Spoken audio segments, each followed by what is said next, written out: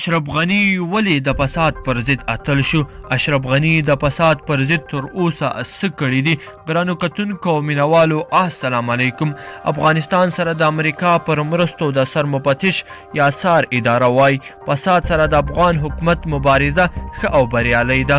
پرون د سیګار پلټونکي ادارې مشر جان پسکو ولسمشر غني سره په ولسمشرۍ ماڼۍ کې لیدلي او د اداري فساد پر وړاندې د افغان حکومت منډې تړلې ستایلې دي. په دې ناسته کې لومړی افغان چارواکو د مالي مسایلو عوایدو راټولونې د بودیجې د تشخیص د مالي منابعو د ضایع کېدو د مخنیوي د هڅو د ګمرکي سیستم د تنظیم او دولتي ادارو د غیر ضروري لګښتونو د راکمونې په اړه معلومات وړاندې کړل. هممهاله ولسمشر غني وویل د انکشافي بودیجې د مصرف زیاتېدل یو لوی پرمختګ دی. ښاغلي غني وویل تېرو کلونو کې افغان حکومت په دې نه توانېده چې د پراختیایي بودیجې حتی نیمایي برخه هم جوړه کړي، خو له نیکه مرغه دا ځل مو د یادې بودیجې 90% جوړه کړې ده چې دا د افغان حکومت جدیت، مبارزه او د دولتي اداراتو د ظرفیت لوړاوی په ګوته کوي.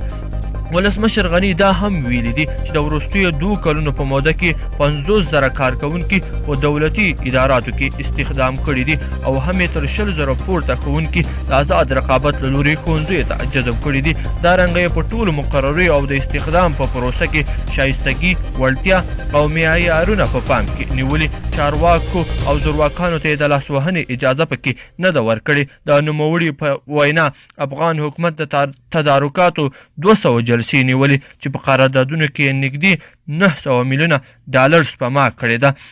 نه یوازې دا بلکې د ولسمشر غني په وینا تیرو 5 کلونو کې فساد پر تور قوانین کړي دي. په ورته مهال د سیګار مشر جان دولتي چارواکي وښوده چې افغان حکومت د فساد سره د مبارزې په برخه کې ښه پروګرامونه پلي کړي دي. د فساد پر وړاندې د افغان حکومت مبارزه په داسې مهال ستایل کیږي چې لا هم پر حکومت جدي تورونه شته دي او د دولتي اداراتو کې رشوت او فساد د فرهنګ په بڼه خپله کړې ده. ګرانو کتونکو کوم ویډیو خوښه شوې وي لایک کړئ او نورو دوستانو سره هم شریک کړئ. مننه.